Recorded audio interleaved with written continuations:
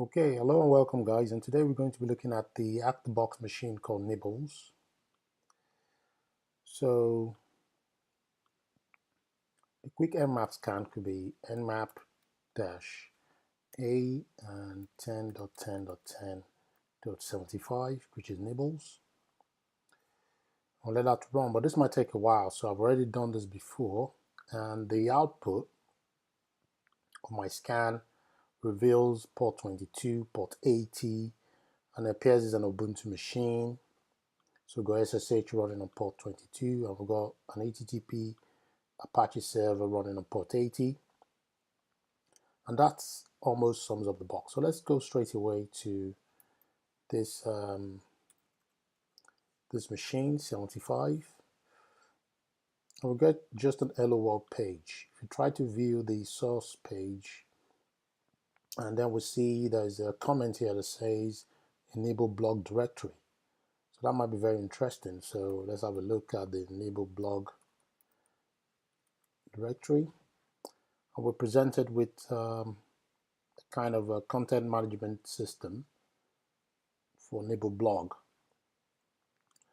So trying clicking around and there's nothing actually coming up. So this would be a very good place to do a kind of directory scanning on the Nibble directory itself. So I'm just going to copy this and fire up deb and paste this here. Just do a quick deb scan to see maybe there's some directories. Maybe we can find an admin login page or any other similar pages.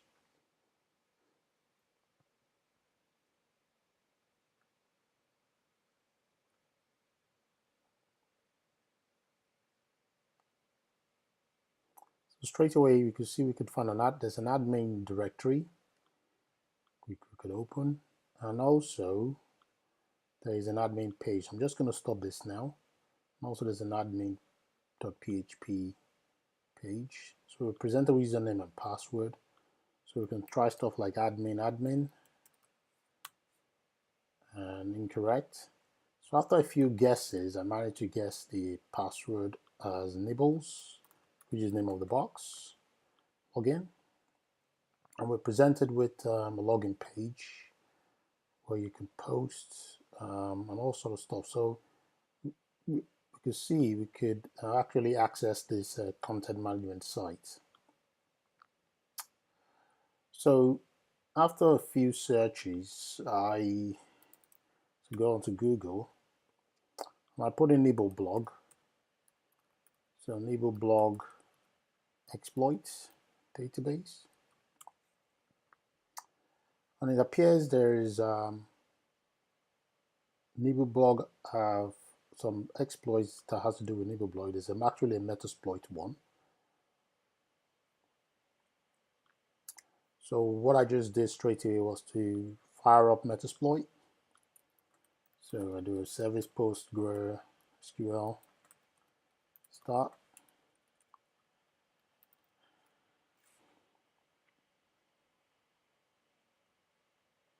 And then we start up Metasploit. So the dash Q here is just showing that I want Metasploit to start in the quiet mode. So we just give Metasploit to log in. Let's see what we could. It's also some SQL injection that has to do with Nibble blog. So you're saying the index page post PHP is actually vulnerable to SQL injection. I'm not quite sure what version of Nibble blog we're actually working with here. So let's go back to Metasploit and search Nibble blog. Charlie spelled that wrongly. To make this even quicker, I think if we go back to the Google search page, we can actually find the Rapid7 page where the vulnerability actually exists. So this is actually the exploit here, which is file upload. So we can just copy this straight away into Metasploit rather than searching, because this appears to be slow. So I'll just clear screen, just use that. Okay, so we get that. Let's have a look at the options. So in the options here, it says password required, username required, and we do have the username and password. So I'm just going to set those parameters real quick. So set password to be Nibbles, and also set username as admin. And also required to set the target URI. So set target URI, and correctly was Nibble blog. So I think that appears it. So it's running on port 80, and then the har host. So set har host 10.10.10.75, and just run exploit, see what happens.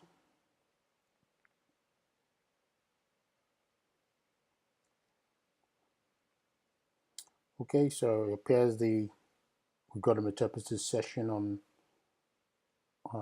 session 1 opened. It appears an image file shell code was uploaded and also deleted. So we should get a shell anytime soon. And there we go. So we have a shell. So interpreter shell. So I'm just going to type in shell ID. And ID is nibbler, as we can see. So we're just going to try to so I can do which Python.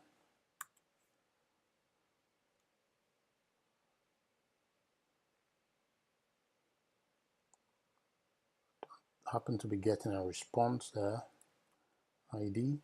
So I could just do Python 3 C import pty spawn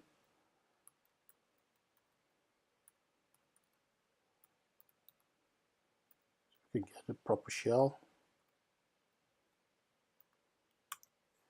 Okay, so we're in this directory now. So so I can't actually clear screen, so I can do export term close screen. So I'm able to clear screen now. Yep. So let's go into the home directory of the Nibbler ls, cd Nibbler, and then we can see the user, that's the user flag. So we've got a file here called personal zip, and we've also got a file here called personal. So let's have a look. cd personal.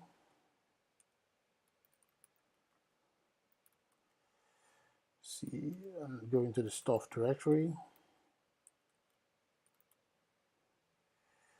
So it appears there are other people on this box, and I think when I did this first time, the personal.zip file was actually the only file, as well as the user.txt. So after unzipping this file, you should get this monitor.sh. And the first thing I'm going to run is sudo to see what sudo privileges these users actually got.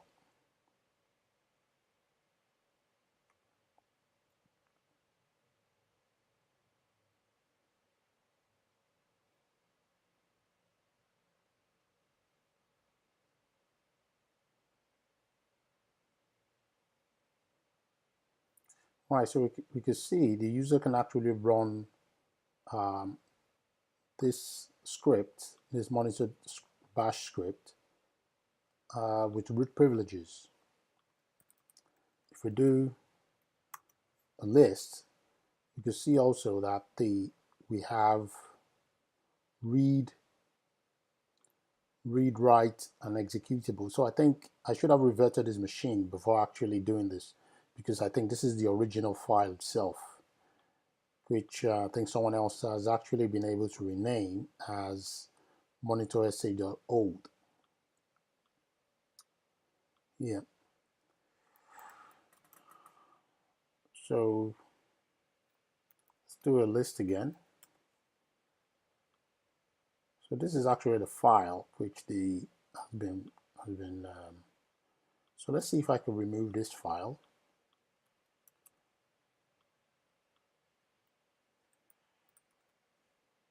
Okay, and then rename this one. So remove this to back as the original file name. So this should be the original file, monitor.sh. Yep, so we've got the file, and if we look at the permissions on the file, we can see we have root. So let's try to cut this file and see what we've got here.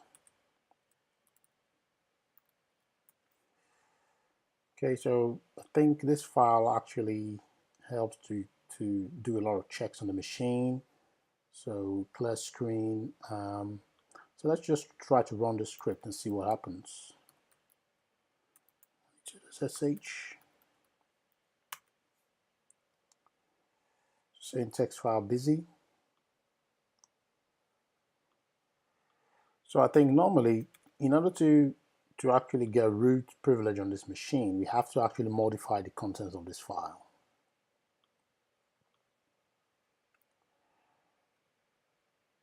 So I'm just going to echo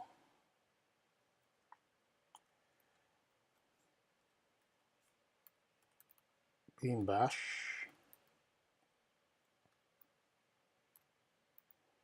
to the file monitor.sh. Okay, and then echo bin bash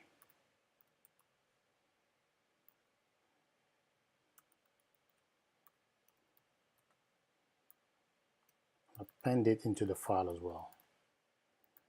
.sh. So if I cut the file now, you can see now we've got just a simple bash script in this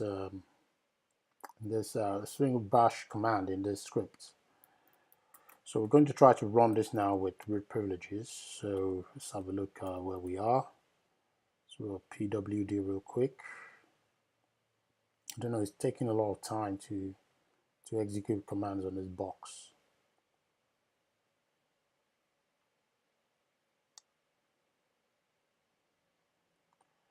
Nope. I think probably the box has been reverted.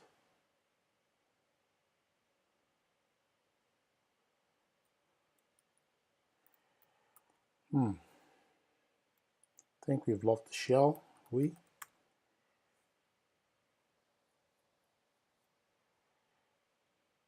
This shell died. So let's try to run our exploit again. So I think probably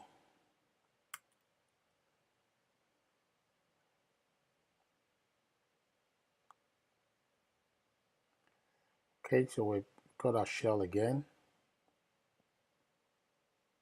So I probably should have reverted this box before trying to exploit it again.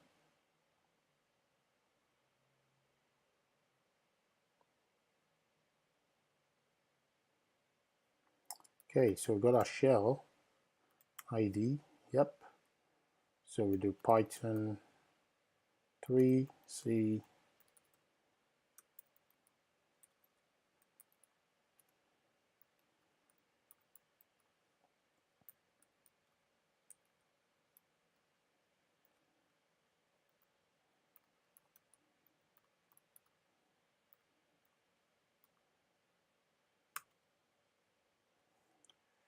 what's going on?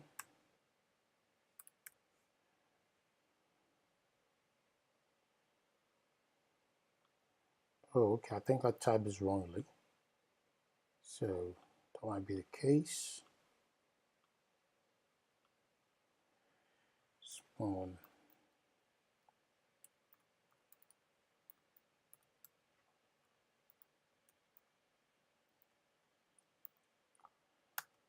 Okay, so we're into home, export term equals screen, the screen. So list, cd nibbler. Yep, so that was the way it should be originally. So we can unzip this file, unzip personal.zip,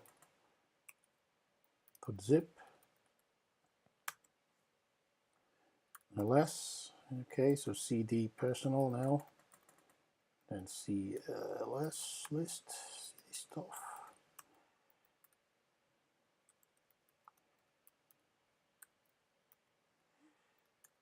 And that's the file we had originally. So if I cut that file now, okay, so that's it. So like we did before, we said the file, you have read, write, and executable on the file. So what we have to do now is just to edit the file.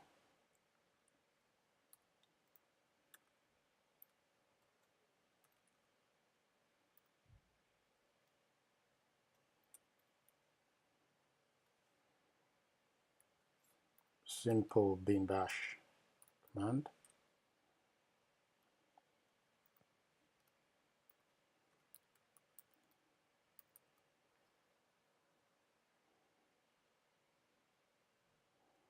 Then echo bin bash, append that as well into the file. So if I cut the file now, got this there. So sudo,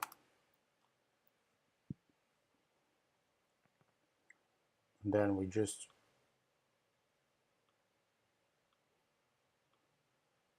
paste that in, and then we have monitor.sh.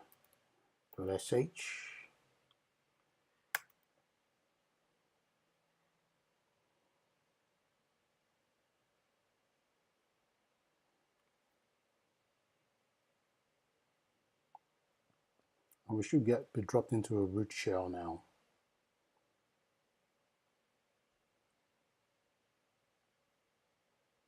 There we go. So we're root Nibbles. So if we go to cd root and list, got the root flag.